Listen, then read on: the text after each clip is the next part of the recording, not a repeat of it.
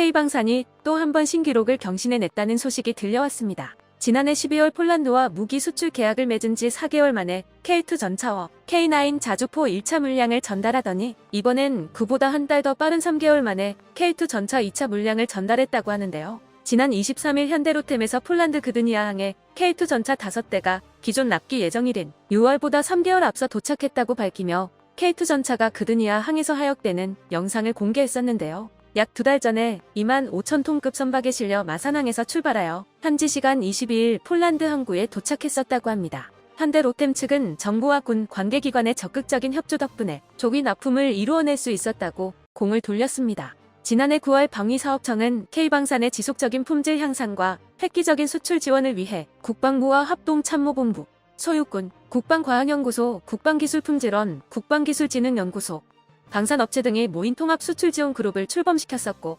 예하의 K2 전차 수출 전담 조직인 팀 K2를 꾸려 수출 후속 조치에 대한 실무적인 협의를 진행해 왔었습니다. 그리고 이번 K2 조기 납품 역시 팀 K2의 활약이 뒷받침되어 있었는데요. 국방부와 방사청, 군은 K2 전차 수출과 관련된 행정 절차를 간소화해 주었고 국방기술품질원은 신속한 품질 검사로 전반적인 출고 일정을 앞당기는 데 도움을 주었다고 합니다. 얼마 전 우크라이나의 레오파르트 2 지원을 결정한 폴란드의 전력 공백을 메우고 한국의 뛰어난 방산 역량을 과시하기 위해 조기 납품을 결정한 것으로 보이고 있는데요. 현대로템 관계자에 따르면 폴란드 현지에서도 K2 전차의 조기 납품에 매우 인상적이라는 말과 함께 한국의 도움에 감사 인사를 받았다고 합니다. 현대로템의 K2 전차뿐만 아니라 한화에어로스페이스의 K9 자주포 12대 역시 도착했었는데요. K9 자주포의 경우 이번에 도착한 물량이 벌써 3차 출하분입니다. 지난해 10월 23문을 출하한 뒤 12월에 12문을 공급했었고 이날 12문을 추가로 공급하면서 폴란드가 보유한 K9 자주포는 총 48문이 되었고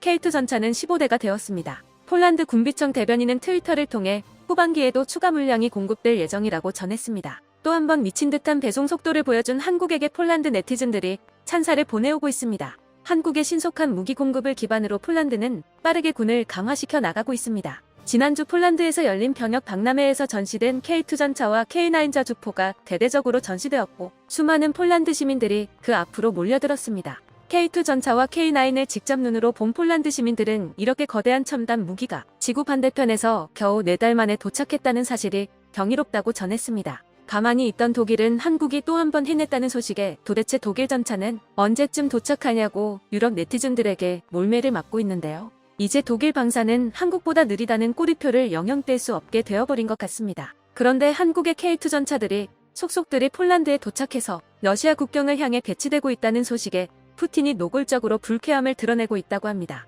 강력한 3.5세대 전차가 러시아를 겨냥하고 배치된다는 사실도 그렇지만 K2 전차의 공급과 함께 폴란드를 위한 K2 전용 전차탄을 생산하는 대규모 탄약 공장이 러시아의 코앞에 들어선다는 소식에 푸틴 대통령이 매우 분노했다고 하는데요. 바로 직전에도 푸틴은 영국에서 우크라이나에 특별한 전차 포탄을 공급한다는 소식에 극대노한 반응을 보여준 적이 있었습니다. 지난 20일 영국에서 우크라이나에 보내는 챌린저의 전차의 포탄 가운데 일부가 열화우라늄탄이라고 밝혔습니다. 이 사실이 발표되고 바로 다음 날인 21일 푸틴 대통령은 중국 시진핑 주석과의 정상회담을 마치자마자 영국이 실제로 열화우라늄탄을 제공할 경우 서방이 핵무기를 사용했다 판단하고 이에 상응하는 대응을 할 것이라며 강력하게 반발하고 나섰었습니다. 사실상 서방과 러시아의 핵충돌이 일어날 수 있다고 경고한 것이었죠. 그런데 열화우라늄탄이 무엇이길래 푸틴이 이렇게 극렬한 반응을 보여주고 있는 것일까요? 열화우라늄탄이라는 이름대로 포탄에 방사능물질이 들어가기는 하지만 그렇다고 적중하는 순간 핵폭발을 일으키는 핵포탄은 절대 아닙니다. 열화우라늄은 핵무기 제조나 원자력 발전용 연료 생산 과정에서 부산물로 발생하는 물질로 철이나 납보다 훨씬 무겁고 밀도가 높아 미국과 러시아 등 핵무기를 생산할 능력을 갖춘 국가들에서는 날개 안정 분리철갑탄의 관통자로 사용하고 있습니다. 사실 열화우라늄의 강도나 밀도만을 보면 또 다른 관통자 재질인 텅스텐과 큰 차이가 있는 것은 아닌데요. 열화우라늄탄이 특별한 이유는 일반적인 금속 재질로 제작된 전차탄보다 압도적인 장갑 관통력을 보여주기 때문입니다. 열화우라늄탄이 압도적인 관통력을 가질 수 있는 이유는 열화우라늄탄이 날아가면서 발생하는 특유의 자기첨예화 현상 때문인데요. 일반적인 금속 전차탄의 경우 포탄이 장갑판에 충돌하게 되는 순간 발생하는 높은 열로 인해 포탄의 끝부분이 연해지면서 뭉툭하게 뭉개지기 때문에 관통력이 떨어지게 됩니다. 이는 가장 단단한 텅스텐탄에서도 발생하는 문제이죠. 하지만 열화우라늄은 열전도도가 낮기 때문에 첨단부의 일부만이 녹아내리면서 벗겨져 나가 뾰족한 형상이 장갑을 뚫는 순간까지 유지되어 관통력 손실이 발생하지 않게 됩니다. 이러한 특징 때문에 열화우라늄탄은 전차대 전차전의 결전병기로 여겨지고 있는데요. 안 그래도 만만치 않은 우크라이나가 열화우라늄탄까지 보유하게 된다면 러시아 기갑부대는 끝장나버릴 게 분명하기에 푸틴이 핵무기라고까지 말하며 강력하게 반발했었던 것입니다. 푸틴이 한국 전차들이 폴란드에 배치된다는 소식에 진저리를 치는 이유 중 하나도 바로 이 열화우라늄탄 때문인데요. 당연히 강력한 화력을 사랑하는 민족인 대한민국에서도 이미 80년대에 열화우라늄탄 연구를 진행했었고 열화우라늄탄용 금속 우라늄 합금을 개발하여 시제품까지 제작하는 데 성공했었습니다. 하지만 원자력의 군사적 사용을 금지하는 한미 원자력 협정에 걸려 결국 우라늄 합금으로 제작된 관통자 시제품은 전량 폐기되었고 연구는 급하게 종결되어야 했었습니다. 하지만 못하게 한다고 해서 네 알겠습니다 하고 포기할 한국인들이 아니었죠. 열화우라늄을 못쓰게 한다면 텅스텐으로 열화우라늄과 같은 효과를 내면 되지 않겠냐는 발상으로 텅스텐 중합금 관통자를 연구하기 시작했었는데요. 국내 유일의 종합탄약 생산기업 풍사는 최신 다단 열처리 기술 및 미세조직 제어 기술을 통해 텅스텐 관통자가 마치 열화우라늄탄처럼 자기첨예화가 일어나도록 만드는 데 성공하였습니다. 이 자기첨예화 기술이 적용된 K2 날개 안정 분리철 갑탄은 열화우라늄 수준의 관통력을 자랑하게 되었는데요. 그동안 날개 안정 분리철 갑탄 기술은 독일과 한국이 대등한 수준이라고 여겨져 왔었지만 이 결과물로 인해 텅스텐 관통자 기술만큼은 한국이 최고라고 인정받게 되었습니다. 이렇게 탄생한 자기첨예화 기술이 적용된 국산 120mm 날탄인 K276은 최소 600mm가 넘는 관통력을 가지게 되면서 K1A 전차의 화력을 극대화시킬 수 있었습니다. 그리고 자기첨예화 기술뿐만 아니라 복합체 이탈피와 SCDB 장약 기술이 적용되어 발전된 형태의 포탄이 바로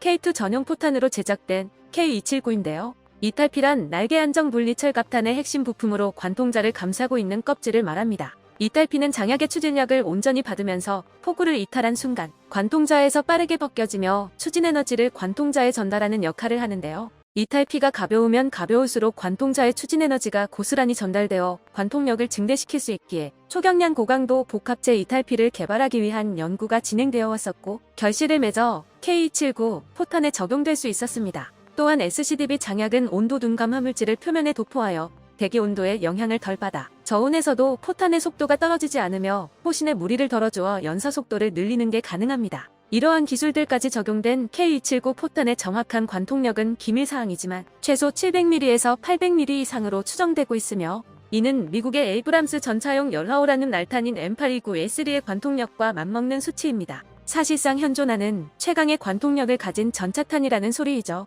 이 강력한 화력 덕분에 러시아의 5세대 전차 아르마타를 확실하게 잡을 수 있는 3대 전차 중에 K2 전차가 꼽히기도 했었습니다. K2 전차의 전용탄은 이뿐만이 아닌데요. K2 전차 전용으로 개발된 다목적 고포탄 히트 MP K280은 다목적 신관을 장착하여 폭발할 타이밍을 설정할 수 있으며 보병과 장갑차를 상대로 매우 효과적인 포탄인데요. 무엇보다도 고각 발사를 통해 전차의 천적이라 불리는 공격 헬기를 잡는 것도 가능합니다. K2 전차가 대공 사격 모드에 들어가면 조준경을 통해 거리 정보가 신관에 입력되고 발사된 포탄이 공격 헬기에 인접하게 된 순간 근접 신관이 작동 탄체 전체가 동시에 폭발하며 사방으로 파편을 날려보냅니다. 이 무시무시한 K2 전차용 전차탄들은 폴란드의 요청으로 폴란드 현지에 세워지는 포탄 생산 공장에서 생산될 예정으로 현재 풍산 측과 탄약 공장 건설을 위한 협상을 진행하고 있는 상황입니다. 폴란드에서는 이 공장에서 연간 10만 발의 K2 전차탄을 생산할 수 있는 능력을 갖출 것을 요구했다고 하는데요. 우크라이나로 향하는 전차 포탄 중 일부만 열화우라늄탄이 포함되어 있다는 소리에도 펄떡 뛰었던 러시아가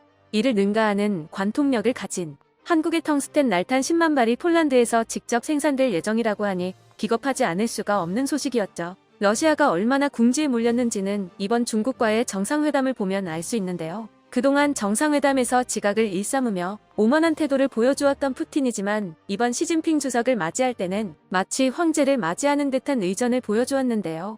게다가 중국의 무기 지원을 얻어내기 위해 마치 보스를 대하듯이 공손한 자세로 회담에 임했었다고 합니다. 러시아의 몰락이 얼마 남지 않은 지금이 한국 방산의 영향력을 확대하기 가장 좋은 시기라고 생각하는데요. 폴란드에서 한국이 이루어내고 있는 일들을 보니 믿고 기다리기만 하면 될 것 같습니다. 민군관이 하나가 되어 일사불란하게 움직이고 있는 K방산 특공대가 더 기쁜 소식을 들고 오리라 기대해봅니다. 끝까지 시청해주셔서 감사합니다. 도움이 되셨다면 좋아요를, 다른 이야기도 궁금하시면 구독을 눌러주세요.